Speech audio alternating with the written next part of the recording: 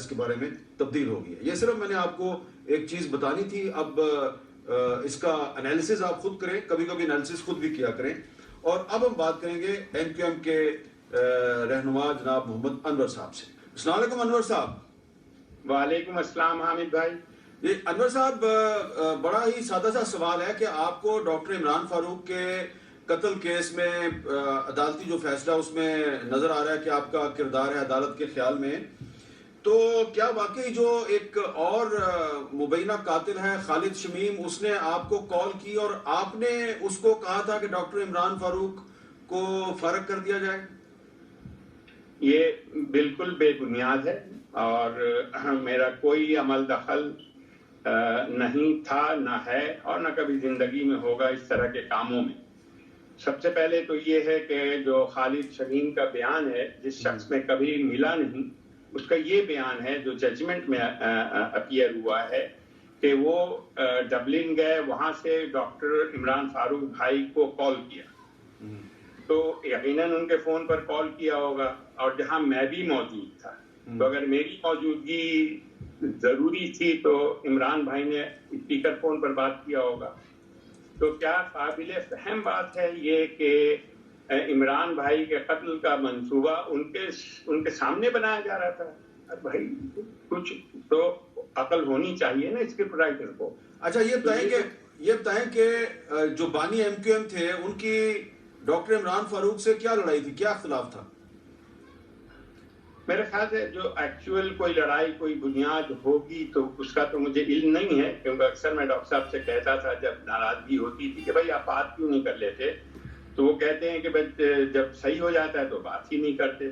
میرے خیال سے جنرلی یہی آپ کے ڈس ایگریمنٹس ہوں گے کہ پالیسی پر کہ فیصلہ کروایا جاتا تھا, رات بھر رابطہ کمیٹی بیٹھتی تھی, دن بھر بیٹھتی تھی, فیصلے جو ہوتے تھے پھر وہ ہوتا یہ تھا کہ صبح کے سپہر میں یا رات کے وقت فونز آ جایا کرتے تھے اور پھر وہ فیصلے تبدیل ہو جایا کرتے تھے. تو ان کی یہی شکایت تھی کہ یہ پھر ہم سے یہ کیوں کروایا جاتا ہم لوگوں سے, کہ جب فیصلے تبدیلی ہونے اور جب فیصلہ کراچی سے ہی ہونا ہے تو پھر وہیں سے کریں. میرے خیال سے بیسکلی کوئی لمبا چوڑا نہیں تھا, پھر بعد میں یہی خوف پیدا ہو گیا کہ. لیکن ڈاکٹر عمران فاروق صاحب نے 2005 میں یہ کیوں برطانوی حکام کو تحریری طور پہ بتا دیا تھا کہ ان کو قتل کر دیا جائے گا؟ اچھا, اس کا مجھے علم نہیں ہے کہ انہوں نے تحریری طور پر بتایا, مجھے علم میں لائے تھے اتھارٹیز کو, لیکن اسکاٹ لینڈ یارڈ جو تھے ہم لوگوں سے رابطے میں ہمیشہ رہے ہیں. اچھا. اور یوزلی مہینے میں ایک میٹنگ ضرور ہوتی تھی ان سے, اور وہ ہمارے دفتر آتے تھے, لیکن دفتر میں کوئی بات نہیں ہوتی تھی. پھر ہم لوگ لوکل ایک پب میں چلے جاتے تھے اور وہاں بات ہوتی تھی اور پھر وہ چلے جاتے تھے. مگر 2 مرتبہ ایسا اتفاق ہوا کہ انہوں نے ہم لوگوں کو بلایا اسکاٹ لینڈ یارڈ, وہ جو وکٹوریا میں آفس آپ نے دیکھا ہوگا, ریوالونگ ڈور وغیرہ دکھاتے ہیں. تو میں نے کہا کہ بھئی, انہوں نے کہا آ جائیں. میں نے کہا ٹھیک ہے, میں اور طارق بھائی آتے ہیں, کیونکہ ہم ہی 2 ملا کرتے تھے نا. تو ہم گئے اور وہاں ٹھیک ہے, بڑے عزت و خاطر و مدارات ہوئی, بڑا پاش ڈرائنگ روم ایسٹرا شارٹ کرتا ہوں. اور اس کے بعد ہم آ گئے. پھر انہوں نے دوسری دفعہ بلایا تو میں نے کہا ٹھیک ہے میں آ رہا ہوں. میں اور طارق بھائی بولے نو آپ مت, ڈو ناٹ برنگ طارق بھائی, mister Mir, just you come on your own. ہم بولے ٹھیک ہے آ جاتا ہوں.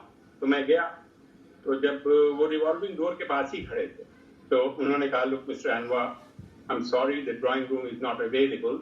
ہم نے بولا کوئی بات نہیں, would you mind sitting next door? I said no, wherever you feel comfortable, I am comfortable. تو بیٹھے. I was shocked, میں تو شدر رہ گیا.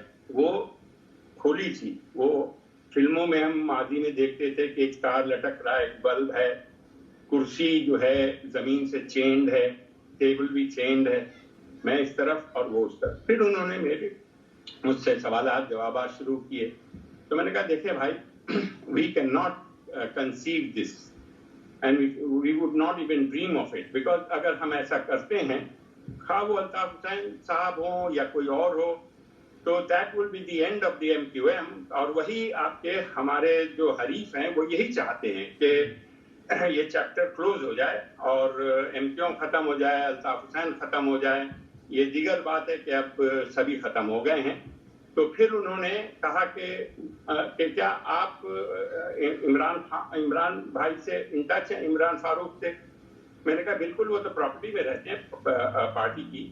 تو انہوں نے کہا مجھ سے بات کرائیں. میں نے بات کرائی. پھر وہ آئے, آپ کے عمران بھائی سے ملے. پھر وہ دفتر آئے, پھر مجھ سے اپولوجائز کیا کہ بھائی I'm sorry. میں نے کہا کوئی بات نہیں, you were doing your job, so that's fine. I have absolutely no quibble. تو یہ تھا. یہ بات درست ہے کہ پھر عمران فاروق صاحب نے 2005 میں ان کو بتایا تھا برطانوی حکام کو کہ ان کی زندگی خطرے میں ہے. تو یہ جیسا میں نے عرض کیا کہ یہ تو مجھے نہیں پتا کہ عمران بھائی نے ان کو بتایا تھا یا نہیں بتایا تھا, لیکن مجھ سے ضرور 2005 میں سوالات جوابات کیے اس حوالے سے. پولیس نے کہا کہ ہمیں اطلاع ہے بالکل ریلائبل سورسز سے کہ عمران فاروق بھائی کی جان کو خطرہ ہے. اس پر میں نے کہا we couldn't even dream or conceive such a thing. ٹھیک ہے. اچھا, اب یہ بتائیے کہ آپ نے جو مرتضیٰ شاہ صاحب کو انٹرویو دیا اس میں آپ نے کہا کہ آپ پاکستانی اتھارٹیز کے ساتھ کوآپریشن کر سکتے ہیں. آپ کس قسم کی کوآپریشن کر سکتے ہیں؟ دیکھیے, میں تو آپ کے بائی برتھ پاکستانی ہوں. ہمارے والد کی, ہمارے سسر کی آپ کے قربانیاں ہیں پاکستان کے لیے. اور میں نے پہلے بھی جب ہم ان ٹچ ہوئے آپ کے مرحوم جنرل احتشام ضمیر بھائی سے, اس وقت بھی میں نے کہا تھا کہ دیکھیے میرا کوئی لب نہیں ہے, میں تو یہ پارٹی کی پالیسی ہے, پارٹی کی لائن تو کر رہا ہوں. اگر مجھ سے کوئی کام لینا ہے تو آپ لے لیں. تو میں تو آپ کے اس وقت بھی تیار تھا, مگر کسی نے ہم سے اس سبجیکٹ پر سوال ہی نہیں کیا آج تک. مطلب میں تو سب سے رابطے میں تھا نا, جتنے بھی ڈی جی تھے یا D D G I S I, تو میں تو رابطے میں تھا لندن میں بھی, مگر کسی نے اس موضوع پر مجھ سے کبھی گفتگو نہیں کی, وہ کہ میں چاہتا تھا. اور آج بھی میں واگشاف الفاظ میں کہتا ہوں کہ میں جو بھی آپ کے ہم سے کام لینا چاہیں گے, جو بھی مجھ سے کہیں گے, وہ میں کرنے کو تیار ہوں, وہ سیاسی ہو یا انٹرنیشنل ہو, کیونکہ سندھ کی صوبہ سندھ میں خلا تو موجود ہے, مہاجر تو آج بھی ڈپرائیو فیل کر رہے ہیں. اچھا, آپ یہ بتائیں کہ وہ جو آپ نے کہا کہ ندیم نصرت نے آپ کی ملاقات کروائی تھی کچھ انڈین ڈپلومیٹس کے ساتھ, یہ کون سے سال کی بات ہے؟ سال تو ایگزیکٹلی یاد نہیں ہے حامد بھائی, مگر یہ ہے کہ جب لندن آپ کے الطاف بھائی اور ندیم نصرت صاحب آئے تھے تو 92 میں آئے تھے میرے خیال سے, اور اس وقت میرا کوئی ایز سچ کنیکشن نہیں تھا. وہ کہ ہمارے والدین ہجرت کر کے آ چکے تھے پاکستان سے, بھائی بہن, لیکن میری اتنی فریکوینٹ وزٹ ہوتی نہیں تھی. میں ایک مرتبہ گیا تھا 78 میں, پھر میں گیا 80 میں, پھر 85 میں, اور اس کے بعد جب بھی گیا الطاف بھائی کے ساتھ ہی گیا, الطاف حسین صاحب کے. تو یہ میرے خیال سے 92 93 کی 3 کی بات, ہاں 3 میرے خیال سے, اور 93 کی بات ہے. تو ندیم نصرت صاحب نے آپ کی ملاقات لندن میں کروائی. میں بتاتا ہوں 93 94 کی بات تھی. تو میں اپنے آفس میں, کیونکہ میرے ہی آفس سے MQM چلتی تھی نا, 4 ہیل گروو گارڈن جو تھا, انور اینڈ میر چارٹرڈ اکاؤنٹنٹ کا دفتر تھا, جو بعد میں ہم لوگوں نے پریکٹس چھوڑ دی کہ الطاف بھائی نے وعدہ کیا تھا کہ حقوق مل جائیں گے تو پھر انشاءاللہ will be all be compensated. ٹھیک ہے, تو بہرحال وہیں سے دفتر چلتا تھا, کیونکہ تو جب الطاف بھائی آئے تھے تو نہ ان کے پاس کوئی انفراسٹرکچر تھا, نہ کمپیوٹر تھا, نہ فیکس مشین تھی, نہ فوٹو کاپی, کچھ بھی نہیں تھا. تو ایوری تھنگ آئی پرووائڈیڈ آپ کے وہاں. تو اس وقت تو سب کچھ ندیم نصرت صاحب ہی چلاتے تھے, وہی سب کرتا دھرتا تھے. ہم تو نوبس تھے اس وقت, بالکل فریش. تو وہ ایک دن آیا اور انہوں نے کہا کہ آپ کی میٹنگ ایک طے ہوئی ہے. میں نے کہا کس سے؟ ان کا انڈین ڈپلومیٹ سے. تو ہم نے بولا تو چلیں, آپ بھی چلیں. بولا نہیں, وہ تو صرف آپ سے ہی ملیں گے, یہ طے ہے.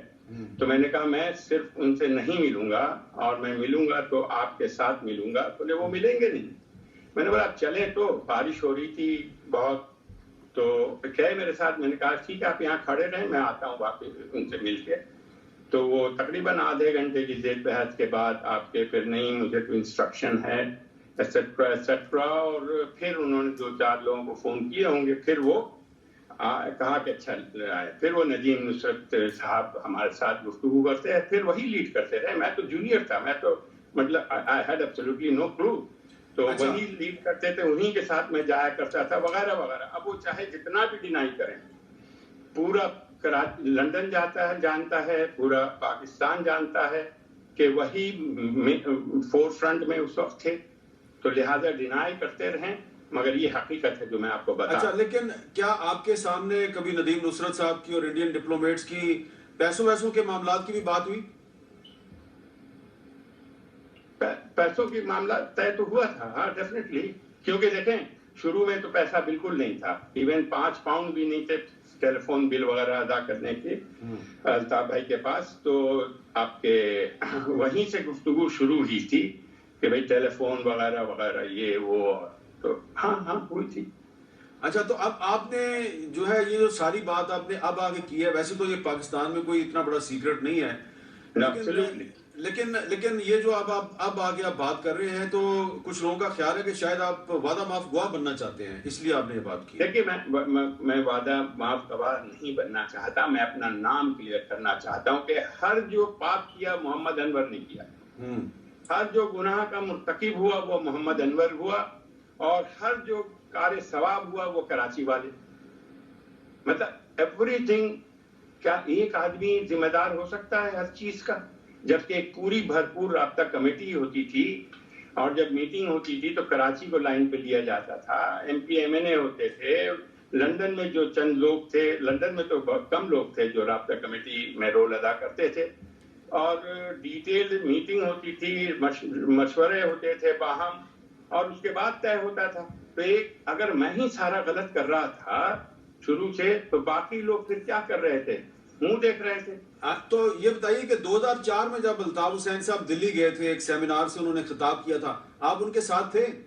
جی میں بالکل تھا.